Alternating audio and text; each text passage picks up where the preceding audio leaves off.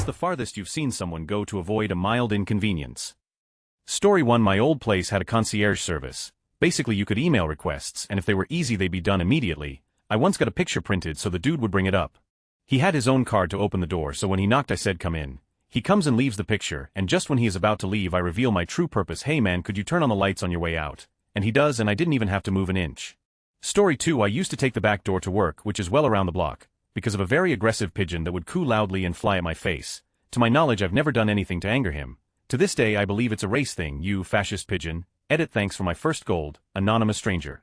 It really highlights my being an apex predator. It's not necessarily the farthest people go, but I see it often. People who circle parking lots looking for spot closest to the store, so much so that we could have already been inside if they had just parked in a farther spot. It's a parking lot, not the Sahara Desert. Story 3. I lost 45 pounds in about 8 months, 180 pounds to 135, so a significant portion of my body weight. Someone asked me how I did it. I'd eat out for lunch, breakfast, but I basically didn't keep anything ready-made to eat at the house. If I wanted to eat something at night, I would have to get up and do something. I'd rather just lose the weight. My TV is at the foot of my bed, and if I can't read the descriptions on Netflix, I take a picture with my phone and zoom in, instead of getting up or squinting. Story 4. While checking in a guest at a hotel, I open the form for a new guest and start taking his information. He hands me his ID and I quickly record all his info. I then ask him for his credit card and member number for the rewards card. He says I've been here before, it should be in your system. I don't want to have to get them out of my bag. I can visually see his wallet sitting right there in the bag on top of everything. I explain that in order to look it up I'd have to cancel out the in-progress check-in and manually search to find his info, which takes a few minutes. We also were in the middle of a thunderstorm, which almost always disrupts the satellite connection our network goes through and cuts us off from our host. I explain that it may be extra slow to retrieve information at this moment. He just stares at me, so I exit out of the reservation. I begin the search under the name on his ID.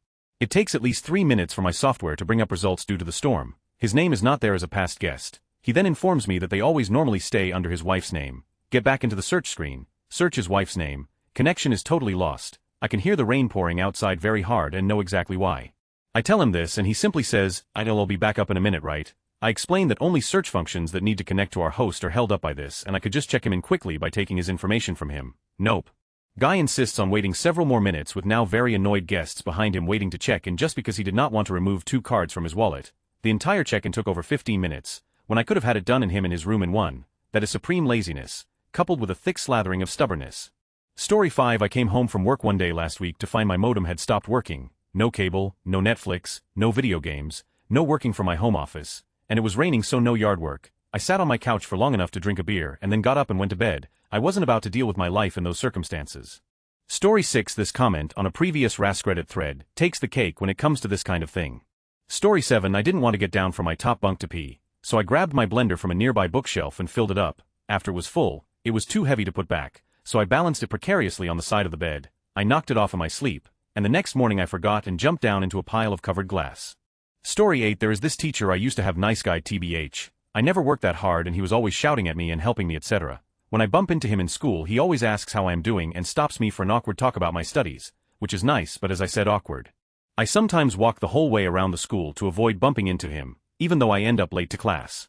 Story 9. When my friend was in high school and living at home, her room was right next to her sister's. One day, the sister texted my friend, asking her to come to her room. My friend had been out at the time and replied as such. A few hours later, my friend got home and headed to her own room, stopped by her sister's room to see what she wanted. Turns out the sister had wanted something on her dresser by the door across the room, and out of laziness hadn't gotten out of bed to get it in 4 hours, opting instead to wait patiently until my friend returned home. Still the laziest thing I've ever heard anyone do ever. Edit. I'm afraid some of you didn't get the point. Texting someone from the other room isn't really that lazy. Waiting 4 hours for that person to get home just to save yourself a trip across your own room is extremely lazy. Story 10. My cousin lives in a shed in his mom's yard, and has 2 dogs. The yard is covered in that red rubber bark ground cover. He spray paints the dog the same color as the bark instead of picking it up. I hate that side of my family. Story 11. If you've ever done competitive swimming, you'd understand this. I swam 3000 m of a distance workout to avoid 900 m of kick with a flutterboard. Edit. I'm not sure if you natural kickers understand the struggles of the remedial kickers. There is no such thing as turning your brain off and kicking an easy 900 m. The legs start to burn at 125 m unless you're kicking really slow. Edit. I was all arms as a swimmer, 62 tall, 67 arm span. I even swim faster with a pull buoy, and would gladly do 4000 m of pull buoy than a kick set.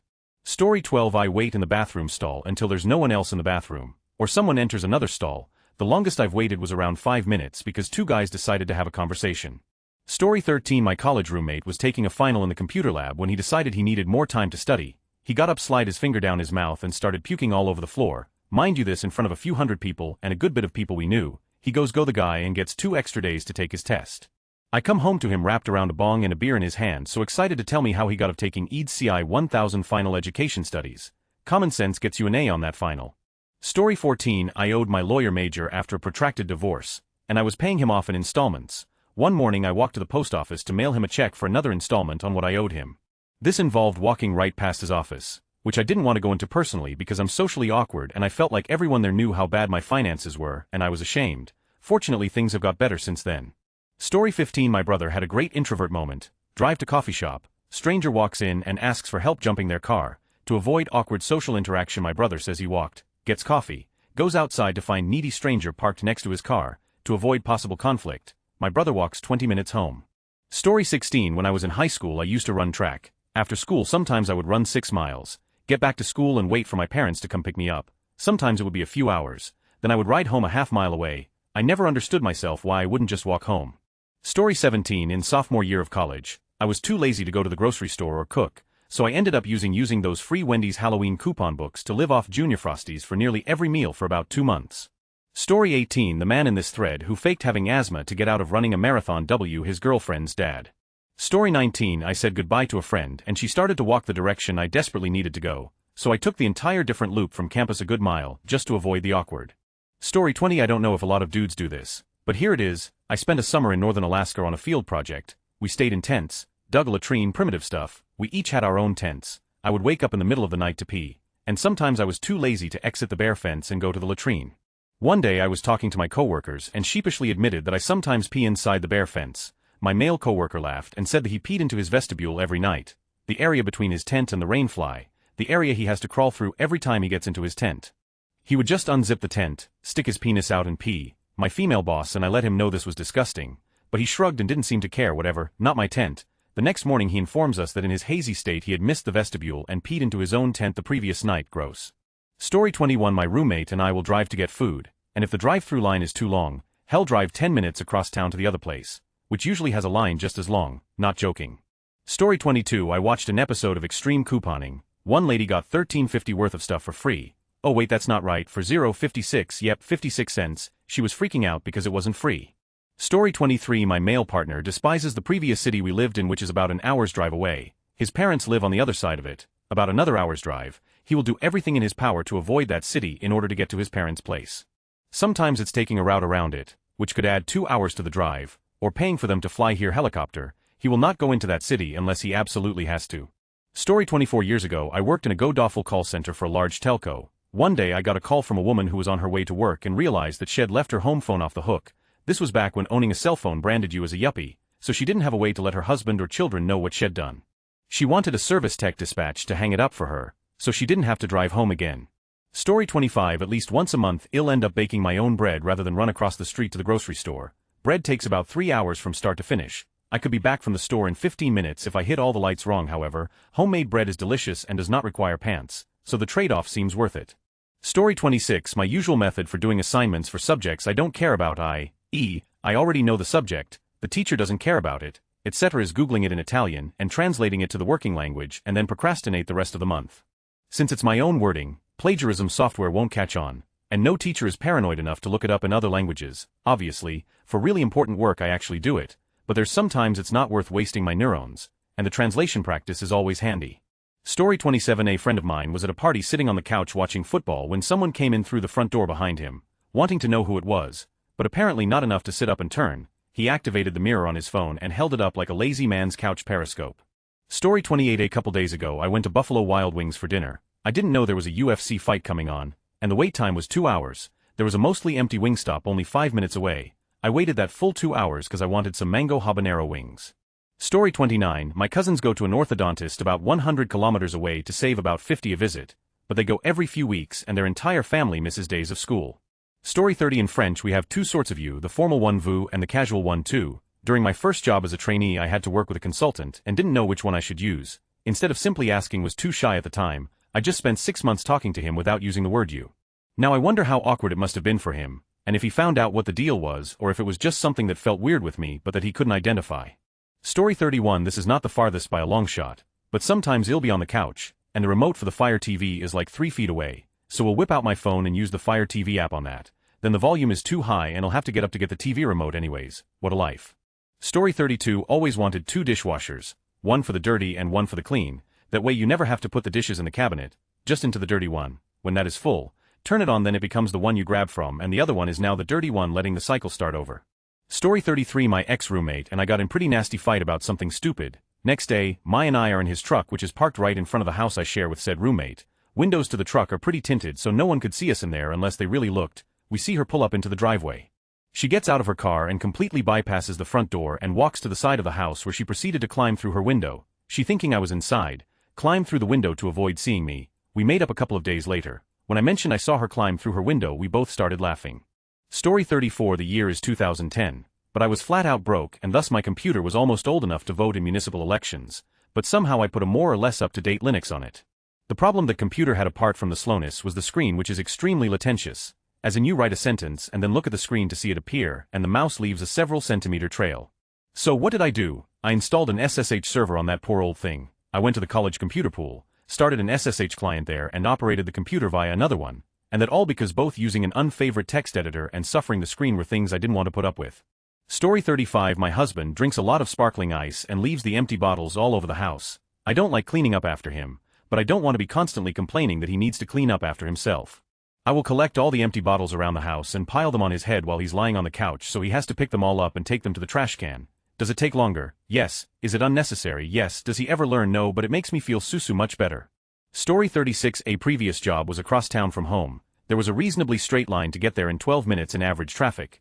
But I hate traffic, so I went out of my way to circumnavigate the city. The long way took 30 minutes, but it was 30 minutes of feeling free. Story 37. Late to the game. But my friend literally took a bath every day for a year because he was too lazy to go to Target and buy a shower curtain for his apartment. Story 38. When I was about 3, I noticed I could pee on the ground, and a few minutes later it would be dried up. That night, in bed, I decided to put my newfound knowledge to use. Story 39. I bought a new car in 2012 because I didn't want to change the turn signal blinker light and drive it to my home city 80 miles away to get a new inspection sticker. Prior to that, I rented a car for several weeks, so I wouldn't have to drive with the expired sticker that was issued the previous year, in a different county, with different requirements. Then I donated the old car to one of the charities that picks it up from the hotel. Story 40. My grandfather was adamantly opposed to paying tolls on roads, bridge, road, whatever it was. He would find a way around. I once saw him drive nearly 2 hours out of his way to avoid paying a 4 toll to go over a bridge. It was a bit ridiculous, and he definitely spent more on gas than he would have to just lay the darn toll. Story 41. I created a keyboard shortcut instead of learning how to correctly spell definitely. Now I just types def and it spells the word. I always spelled it wrong, and autocorrect spell check never fixed it, and I got tired of Googling it every time I needed the word. Story 42. This just happened about 5 minutes ago at my local Walmart. I couldn't get a pick because I was too far away. It just started raining and some guy backed his car up to the door where they push carts through so his wife could keep from getting wet, up on the curb, past people walking through the light drizzle. Vidya for reference. Story 43. I don't know about other people, but I will drive all the over town to find a gas station with a functioning card reader. I ain't going to see cashier for. Story 44. I just realized this is like my entire life. I've spent a decade and written multiple novels just to avoid having to wake up with an alarm clock. Verdict worth it, but I do not recommend it. Story 45. Recently there was a kid who didn't show up to his own college graduation because he knew his parents would be there. To be fair, his parents are shitholes, but in a stadium of a few thousand people you'd think he would have been able to avoid them. It's a sad situation either way though. Story 46. Found this gem on Quora. If you ever installed Microsoft Windows in the 90s or early 2000s, you probably remember the interminable wait which happened after the OS was installed to the computer booted up for the first time. The scads of little applications which the OS included, the calculator, the calendar, notepad, and so on, which, let's face it, hardly anybody ever actually used, had to initialize themselves and their registry settings for the first time. Each one was individually trivial, but collectively this little ritual added a long time. I remember it as being 30 to 40 minutes, but perhaps my memory exaggerates, to the process of installing a new copy of Windows. My informant told me that it would have been simple to include the initial files with the Windows. He said, however, that this was not done because the persons at Microsoft who did the final build of Windows release candidates didn't like waiting 30 or 40 minutes every time the release candidates were built and tested. So, they decided to save themselves half an hour a few times during the release cycle by not including the settings, thereby sentencing every one of the tens of millions of people who installed Windows during that decade or so to an extra half an hour of waiting. My guess is that this system affected something like 50 million installations of Windows. At half an hour apiece, that totals a bit more than 2,891 years of wasting other people's time, including leap years. It's the Great Pyramid of time wasting, the Taj Mahal of using other people's precious moments on Earth like disposable handy wipes. Story 47 was sending out an email to some 20 people. Instead of just pasting their addresses in the box, I start researching how to send group emails, how to set up groups, start compiling the list, failing to get it to work, and finally going back and forth with it for about an hour. Finally my wife tells me to just paste the addresses in the box and hit the send button. She gets mildly annoyed when I get in the zone. Story 48. My friend once called me at 6 a.m. and asked me to Google something for him. He said it would be easier for me because I have a computer in my bedroom, whereas he would have to go downstairs to use his. Apparently the fact that I was sleeping did not factor into his appraisal of the situation. Story 49. A young man joined the army because he said he didn't want to take the trash out for his mother. I made him responsible for taking care of the trash at work. His relationship with his mom improved significantly after the first 2 months. Story 50. In high school I would often bring lean cuisines in for lunch. There was always a line for the microwave, so for about 2 years I ate those things while they were still frozen. The method was simple but time-consuming. You had to chip at it with a fork or chopstick until a shard of whatever broke off, then on it until it melted. Mac and cheese was palatable, so was meat lasagna, but anything with veggies, particularly squash, was very strange. Frozen rice is pretty vile still, so are lean cuisines, so I don't think I lost a whole lot in flavor. Story 51. Oh, I have a great one, but it's so late. Oh well, I live on the 5th floor of a dorm and this one dude didn't go to class or the cafeteria or anywhere for that matter for 2 whole days, surviving only on blue Powerade and cookie dough because the elevator broke and he didn't want to use the stairs. Story 52. I go online to a website where millions of people from around the world share their ideas and opinions on any subject you can think of, but I'm too lazy to type up a post, so I just lurk and don't contribute at all. Story 53. The coolest officer I have ever worked with is walking to the BX. Myself and a group of other brand new young airmen are walking the opposite direction. He just knows we are all stupid and skittish and going to salute him individually. So instead of holding a salute for 5 minutes, he just crosses the street and nods at us to avoid the situation completely. He ended up doing that for the rest of the time we were there together. Story 54. I spent weeks as a kid getting super good at aiming with a knockoff Nerf gun so I could turn the lights on and off from my bed without getting up. I even got so good I could kill a fly in the air from a 2 to 3 meter distance. But I only ever had like 3 Nerfs to shoot, so I had to get up a lot to reload. Story 55. I applied reflective tape to our bear-proof food canister, so that if a bear batted and rolled our canister away I could find it in the dark. Why I would look for it in the dark when there is a bear in the area, I don't know. Story 56. I once gave my phone to my 7-year-old so she could take a photo of the Lego tower she built in the hallway and show me without me having to get off the couch. Mom of the year. Story 57. I will walk all the way around a mall to avoid making a public U-turn. I can't stand the thought of some tween thinking, look at that idiot over there. He doesn't even know where he's supposed to be going. LOL at illogical anxiety catalysts. Story 58. I have, on occasion, downloaded illegal copies of movies I actually own on DVD, just to keep from having to get up and walk across the room to put the disc in. Story 59. Once I had this styrofoam cup in my room. It sat there for a week filled with Mountain Dew. One day it started to leak. Instead of throwing the cup away, I put a towel under it. Pure genius. Story 60. There was this person who saw a homeless guy on the street asking for money, so he backed up and hid behind the corner waiting. The homeless man then took a seat and looked like he was going to stay. The guy sighed and went back around the huge building just to get around without encountering the homeless man. Story 61. My dad tried to invite himself along to my friend's graduation party, so he didn't have to make himself dinner. Needless to say, I stopped him then and there.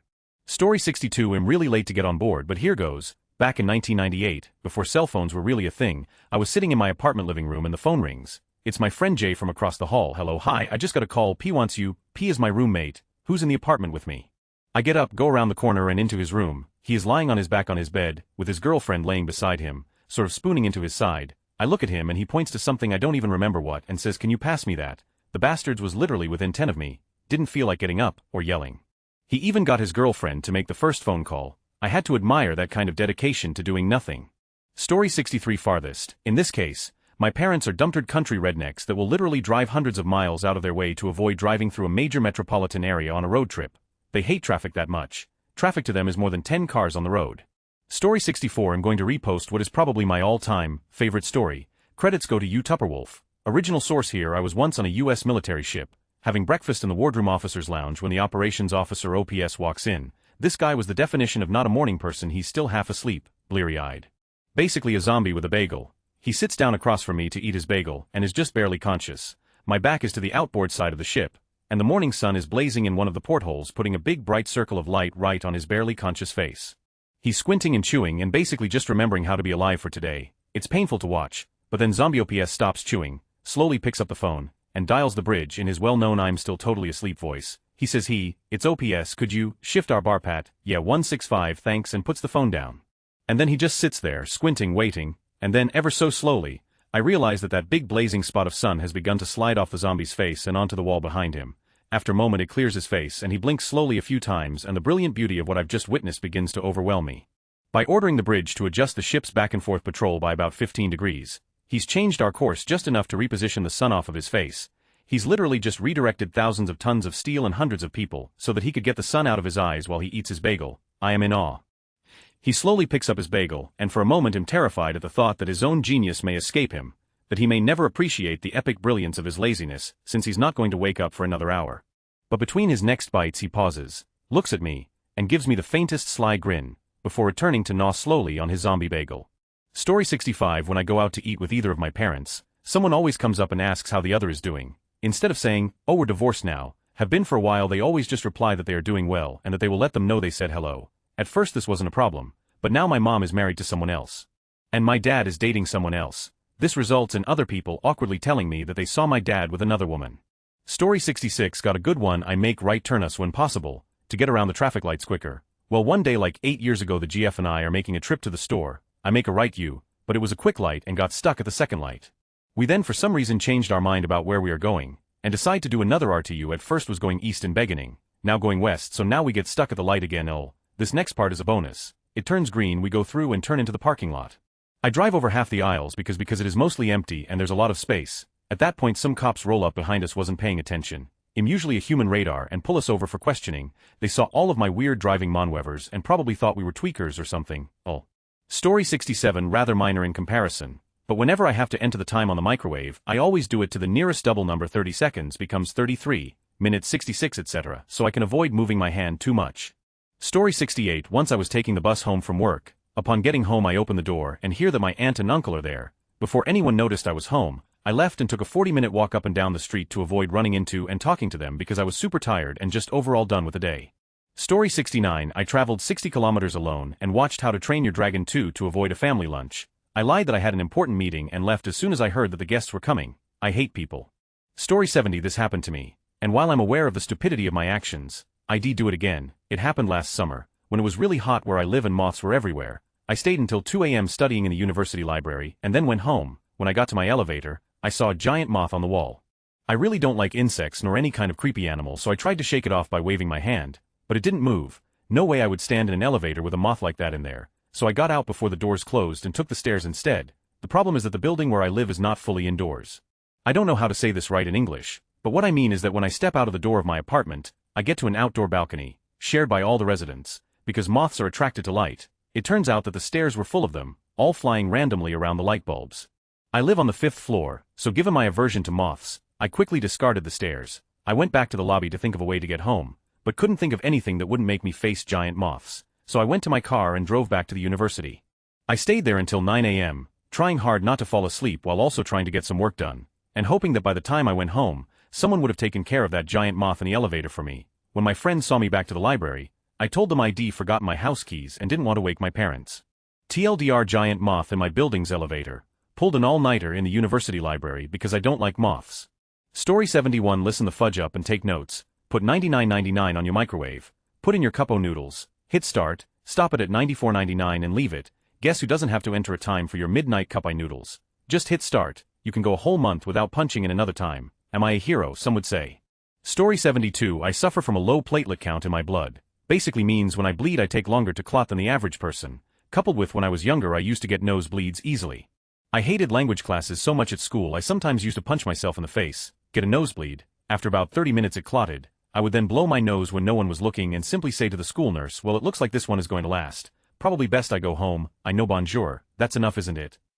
Story 73. They're renovating a subway station in Boston that connection two of the T-lines. To get around this you get off one train, get on another, go one stop, get off and switch to another line. You don't have to leave the system though. I cannot for the life of me find whether that middle connection is in the station. I've wandered around.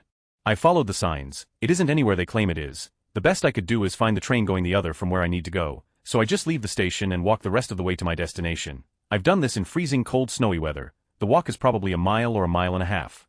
All because I can't find the right train out of a station. Story 74. I noticed I always microwave my food 33 seconds or 333 seconds and just take it out as early as appropriate. Turns out I was doing it because I was simply too lazy to move my finger to other numbers on the keypad, and 3 was the closest key to start. Story 75. My stepdad will do yard work, housework, whatever work for hours and hours to avoid social interaction, which he definitely views as an inconvenience. Story 76. Dad driving around the grocery store parking lot forever trying to find a spot up close, when he could have easily parked a little further and we would have been inside the store much faster. Story 77. My mate and I were out on our bikes, and on the way home there was a shortcut across a field that saved a 20-minute trip around the pathways. I thought it was a certain field A, but my mate was adamant it was the other field B. I went down into field A and my mate went into field B.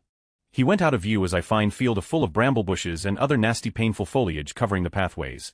I struggle on to avoid backtracking and potentially catching my mate up in the other field. An hour later, I reach the other end, and as I ride past his house, he glanced out the window and waved.